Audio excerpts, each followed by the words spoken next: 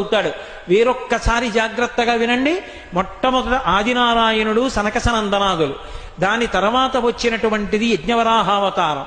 యజ్ఞవరాహావతారం తర్వాత నారదుడు, నారదుడి తర్వాత నరనారాయణుడు, నరనారాయణుల తర్వాత వచ్చినటువంటిది కపిలావతారం, కపిలావతారం తర్వాత దత్తాత్రేయావతారం, దత్తాత్రేయావతారం తర్వాత యజ్ఞావతారం, యజ్ఞుని యొక్క అవతారం తర్వాత వృషభావతారం, వృషభావతారం తర్వాత వచ్చింది పృథుమహారాజు గారి అవతారం, పృథుమహారాజు గారి అవతారం తర్వాత వచ్చినటువంటి అవతారం మత్స్యావతారం, తర్వాత కూర్మావతారం, తర్వాత ధన్వంతరి, తర్వాత మోహిని, తర్వాత నరసింహుడు, తర్వాత వామనమూర్తి, తర్వాత పరశురాముడు, తర్వాత రాముడు, తర్వాత రామచంద్రమూర్తి, తర్వాత బలరాముడు, బలరాముడి తర్వాత కృష్ణ భగవానుడు, కృష్ణ భగవానుడి తర్వాత ఏకకాలంలో 2 అవతారాలు ఉంటూ ఉండొచ్చు వీటిల్లో.